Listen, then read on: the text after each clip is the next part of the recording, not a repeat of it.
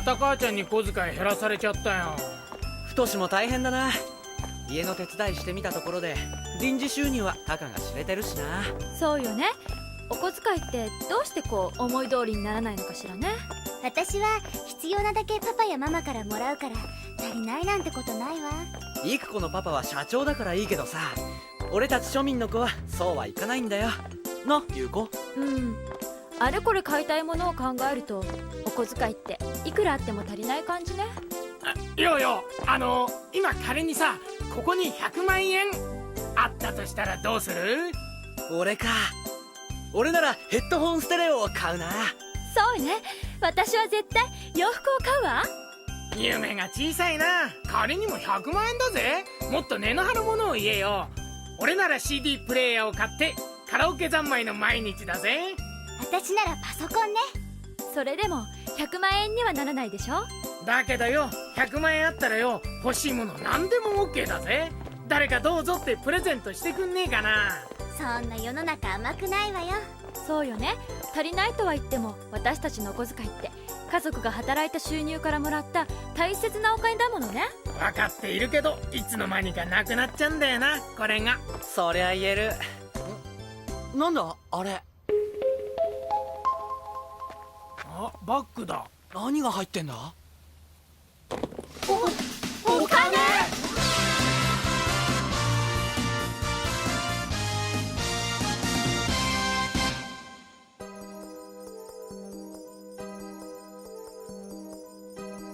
すごいぜこれは。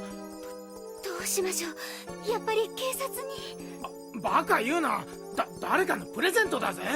それにしても誰のものか身元のわかるもの入ってないかしら。あら、こんなものが。100万円大百科？なあ優子、百科事典なら何かいいこと書いてんじゃないか？お金についていろいろ書いてあるみたい。そっか、このお金は発見者に差し上げます、ご自由にどうぞなんてか。まさか。どこにも持ち主の名前が書いてないわ。そんなことどうでもいいぜ。やっぱこれは俺たち4人でよな。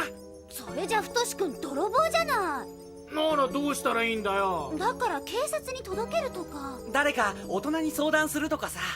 でもこんな大金は普通銀行に預けてあるものじゃない。うちのパパも大金はいつもそうしてるわ。そうね、銀行だと利息もつくし。でもさ、銀行ってお金を預けただけでどうして利息をつけてくれるんだろそりゃお前なんたって銀行だからよ。う。だからどうしてだって聞いてんじゃないか。俺にわかるわけねえだろ。銀行行って聞きゃいいじゃねえか。おお、それよそれ。太もたまにはいいこと言うな。へん、そりゃお前いざとなりゃ利息出すのよ。あ、書いてある。銀行は預金になぜ利息をつけることができるのか。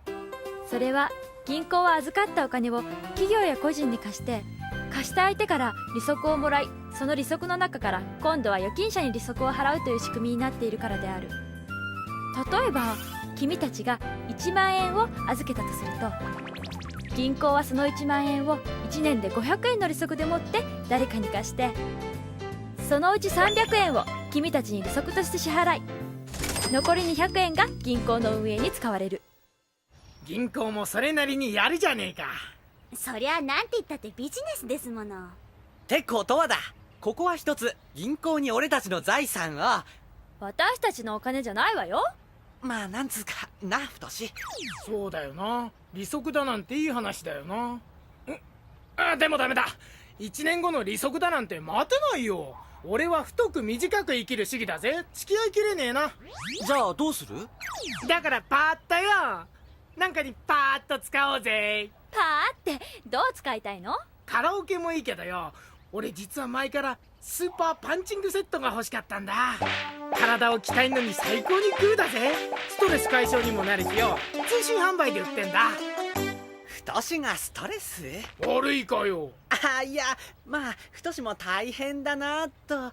そうよ、そういうことよ。通信販売はお店に買いに行く手間が省けるし、近所に売っていないものが買えたりして便利だよ。でも通信販売は物の勢いで買っちゃって後で後悔することもあるわよね。通信販売は商品の実物を見ないで買うシステム。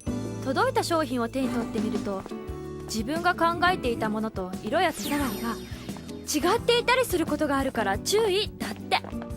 じゃあお金を払わなければいいじゃないか。でも注文した以上は支払わなくてはいけないのよ。最近の通信販売では返品が可能な期間が設けられている場合があるのでよく確認する必要がある。ねえ聞いて、いろいろなトラブルの元になるものに悪質商法というのがあるんだって。悪質商法？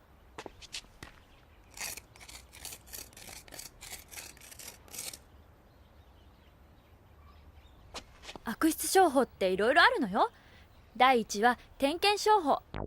役所からの依頼を受けた訪問であるかのように見せかけてある商品を備え付けることが法律で決まったとかなんとか嘘をついて売りつける。第2はアポイントメントセールス。呼び出し販売とも言う。電話やハガキなどであなたが特別に選ばれましたといった誘い方で特定の場所に呼び出し高い商品を買わせる。第3、ネガティブオプション。押し付け商法。注文していないのに一方的に品物を送ってきて代金を請求する。第4は催眠商法。新製品の説明会といった名目で人を集め日用品など無料で配布し人々を一種の催眠状態にさせて高額の品物を買わせる。第5のコース。まだあんのかよ優子。これはふとしくんにぴったりだわ。なんだよ、何がだよ。キャッチセールス。別名路上販売。あらそこのかっこいいお兄さん。これはいです、そうです、あなたです。男と見込んでアンケートをお願いします。そりゃ男と見込まれちゃアンケートぐらい答えてやるぜ。それが落とし穴だったりして。落とし穴？とんでもない。ご協力に感謝感激ですわ。いやところでお兄さん、今お小遣いいくらお持ちです？100、いや5000円くらい。5000円、ちょうどよかった。ご協力いただいたお礼と言っちゃなんですが、はい、我が社の関連企業のレジャー施設を格安でご利用できるこの素晴らしい会員券3万円のところ特別に5000円。買ったー。俺今なんか言った？やっぱり落とし穴にはまっちゃった。ふとしくん単純。なんだよ、1個だってどうなるかわかんねえだろ。ほらそんな喧嘩しないで。動いた。銅像が動いた。何言ってんだよ、銅像が動くわけないだろ。そうだよな。そんな大金持っちゃって頭おかしくなったんじゃないか。俺が持ってやろうか。いや、いいよ。動くわけねえよな。俺やっぱストレス溜まってんじゃねえかな。そんなこと言ってると悪質商法に引っかかるわよ。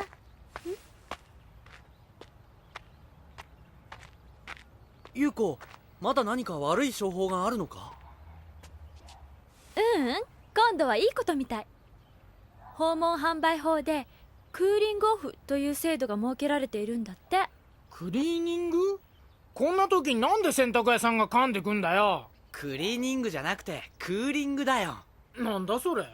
だからそれをあの本が説明してるんじゃない。ねえ優子。そういうこと。わかったよ。いい？路上や不意な訪問などセールスマンの巧みな話術に乗せられて契約してしまった場合、たとえ契約した後であっても一定期間内であれば無条件で契約取り消しができる制度をクーリングオフという。つまり商品を返品できる制度のことね。そういえば俺こないだ CD 借りて返却日過ぎたら500円も取られたけどよ、それってそのクーリングオフにならねえのかな。なるわけないよ。お前がボケかましたんだもん。罰金当然。わざとじゃねえんだよ。忙しくてつい。Oh no、 言い訳ノーグッド。違約金。例えば物を貸すことを商売にしているレンタル店に対しては返却日などの約束を守らない場合にはその損害賠償金として違約金を求められることになる。ほんとお金の使い方には気をつけなきゃね。そう、パパがいつも言ってるわ。ビジネスは厳しいんだって。分かったか太し。分かったよ。このビデオを見ている君たちはお金について今までどのようなトラブルに遭ったことがあるかな？ない？なければ結構。これからも気をつけよでもよ、こうして大金持っているのは緊張するよな。パパが言ってたわ。大金持って歩くのは危険だからできるだけカードにしているんだって。カードか。でもカードにも色々あるんだよな。そうよね。プリペイドカード、キャッシュカード、クレジットカードが主なものらしいわ。テレホンカードだってあるじゃないか。ええ、テレホンカードはプリペイドカードの一種なんだって。テレホンカードのようにあらかじめお金を払ってカードを買い、時期で入っているメモリ分だけの金額が使えるカードのことをプリペイドカードという。あれ便利だよな。小銭を持ち合わせていなくても電話かけられっから。でも無駄話しているとお金かかります。それはまあそうだ。キャッシュカードというのは銀行や郵便局などに預けてあるお金を街のところどころにあるキャッシュコーナーなどから引き出すことを主な使い道にしているカードのことを言う。土日でもお金を引き出せるからあれはいいよな。それに現金を持って歩いているようなもんだから言うことなし。でも銀行に預金がなければダメよ。心配すんなって。それよりもう一つのクレジットカードってのは何だ？クレジットカード、商品を買ったりサービスを利用するときにサインして使う後払い式カードのことを言う。いいぜいいぜ。よし、カードだ。こいつを銀行に入れて身軽になろう。なんかその気になってきちゃった。私も。よし、カードを作ろう。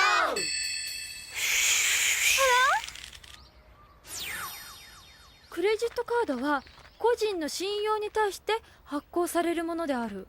太し、お前俺を信用してるだろ。まあな、コウスケお前は。そりゃまあ一応イエスってとこだな。問題なし。ところがあ？使ったお金を返す能力があるか、過去に支払いが遅れたことがないか、申込書の内容に偽りがないかといろいろあるけど、早い話が原則としてあなた方中学高校生にはカードは発行されない。俺たちって信用ないんだな。せいぜいお小遣いをもらう程度だもんな。早く大人になってパパの後を継ぎたいわ。そうなったら信用バッチしよう。カードなんかトランプ並みに持っちゃったりして。でもさ、調子に乗ってカード使ってるとヤバくないか？そっか、使いすぎだな。そうだよな。出てる出てる、ちゃんと出てる。何が？使いすぎよ。こいつは何でもお見通しだぜ。さすがは大百科ね。便利なカードだが買い物をする場ではお金が減っていくのが直接見えないので、その使い方には注意する必要がある。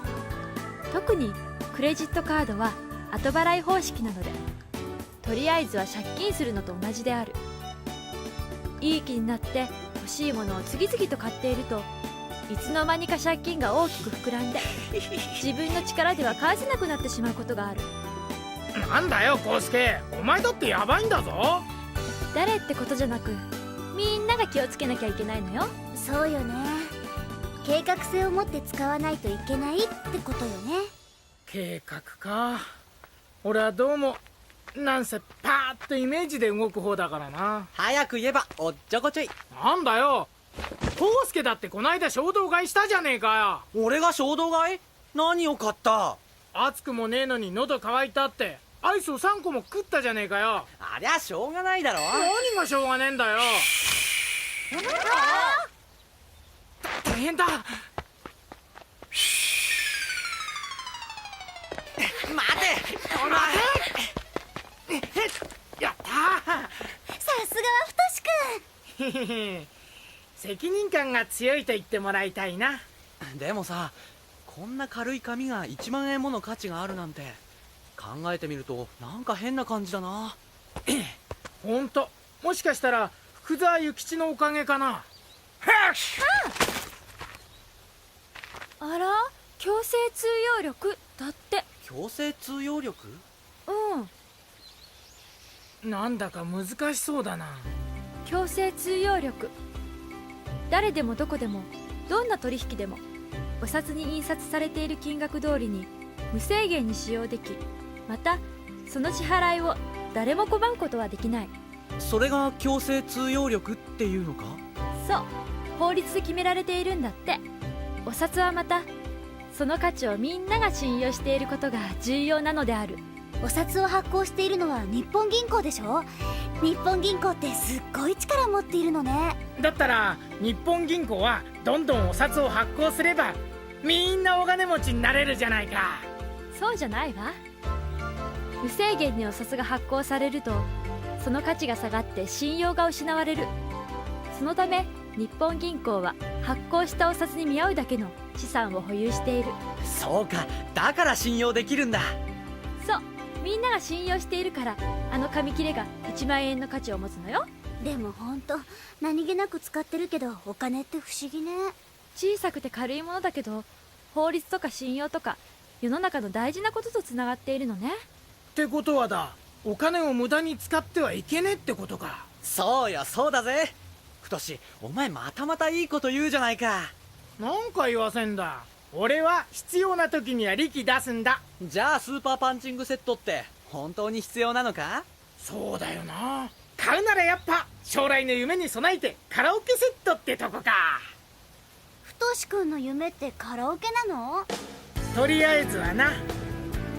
タフなカラオケ三昧の毎日に魅力感じるぜ。私はパパの会社を継いでビジネスウーマンになるの。そうして世界を相手にビジネスライフよ。すげえや。優子の夢は何だい？私は学校の先生。そしてやっぱり結婚かな。安らぎのある家庭を作りたいわ。康介くんは？俺はカメラマン。世界の動物たちを撮って歩くんだ。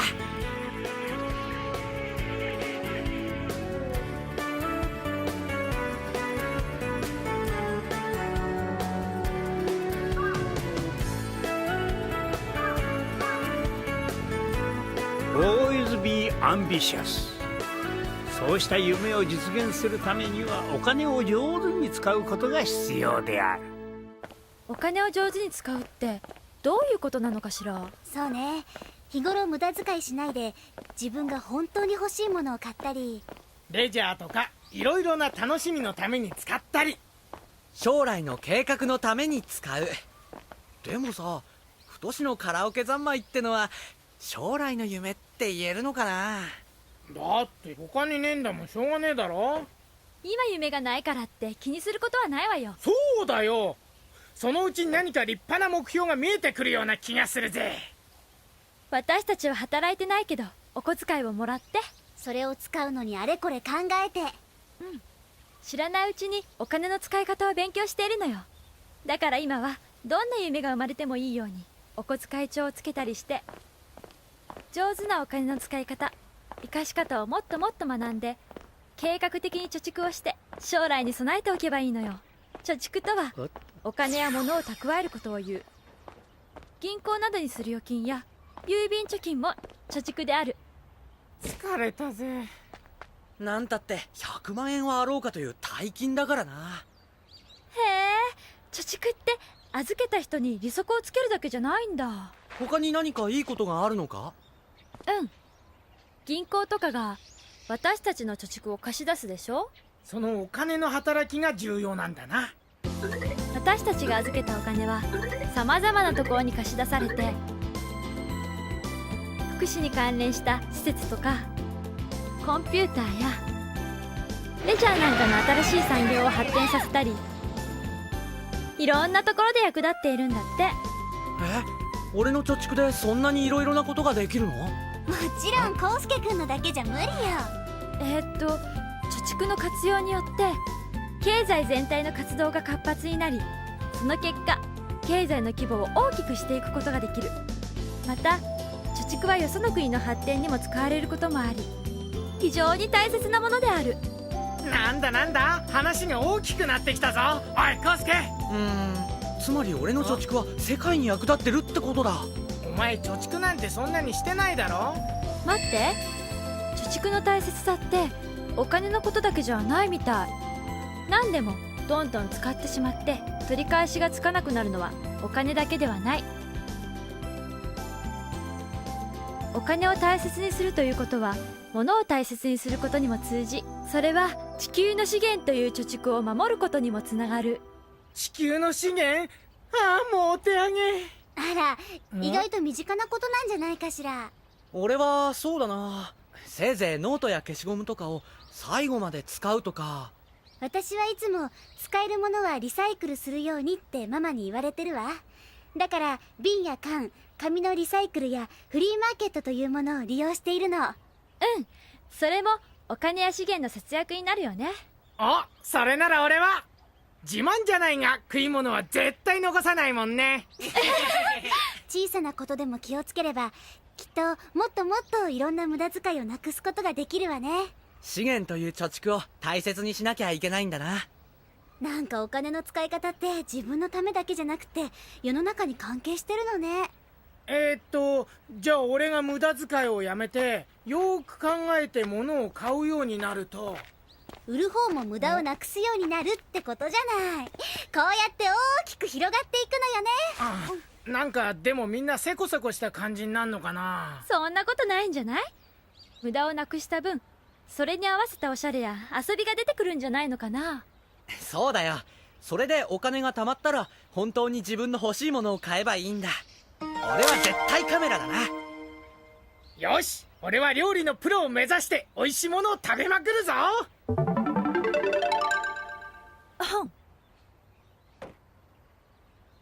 皆さん、いつか働いてお給料をもらうようになったら物を大切にして無駄遣いをなくし、貯蓄と消費のバランスの取れた生活を心がけるようにしてください。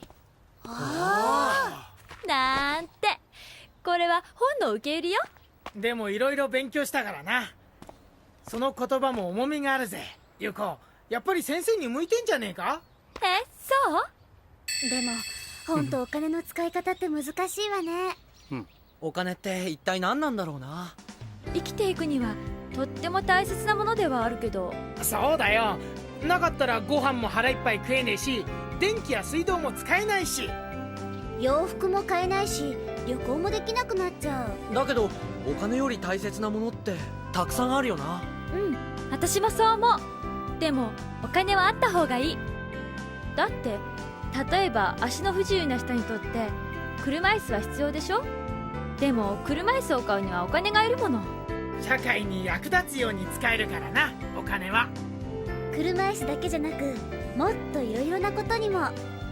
そうだな、お金をうまく使えば俺たちの生活が豊かになるんだな。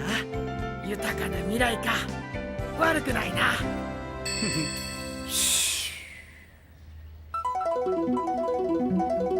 あら、破れていたページが。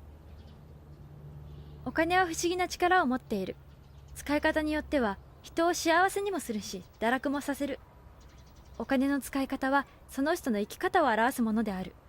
お金の正しい使い方を覚え、自分を正しく育てることが大切なのである。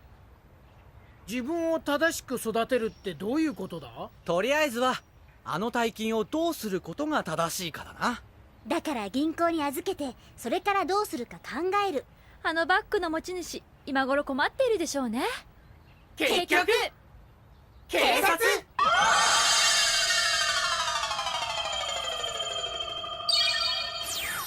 信じられる？信じられない。なんというか、言うべき言葉がない。諸君はお金のことについていろいろと学んだはずだ。この貴重な経験を生かしてこれからも自分の理想に向かって有効にお金を使ってくれたまえ。嘘みたい。でも本当だぜ。ほら、へへへ、1枚だけ今日の記念によ。ふとしやる。もう。それにしてもこの銅像どっかで見た顔だよな。確かに。あ、福沢諭吉おじさん、せめて1万円だけでも俺たちにプレゼントしてってなこと言ってもダメだよまあお金は惜しいけどいろいろ勉強になった一日だよな。そうね、今夜はパパと私の将来について話し合うわ。夢を実現するために堅実な毎日を送ることが大切ということね。よーし、明日から頑張ろうぜ。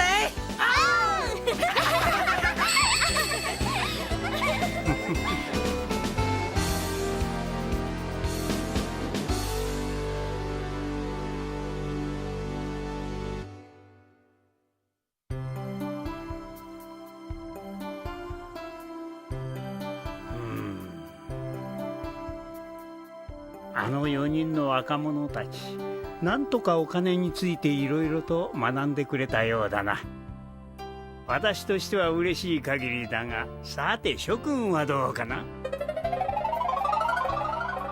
あの4人と共に世の中のお金の流れやお金の使い方についてちゃんと理解できたかな。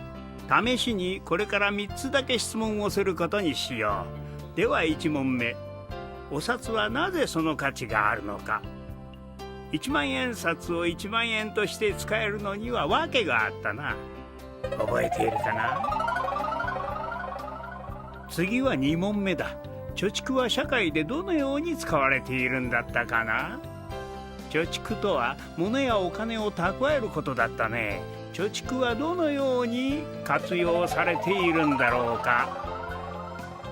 さあ最後の問題だ。もし君は100万円あったらどうするかな。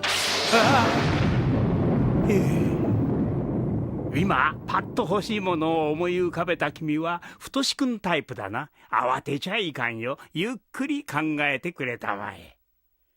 何にせよ私は君たちの大切なお金が君たち自身の夢のために有効に使われることを願っておるぞ。さてと、私はこの辺りで失礼しよう。また一仕事してくるからな。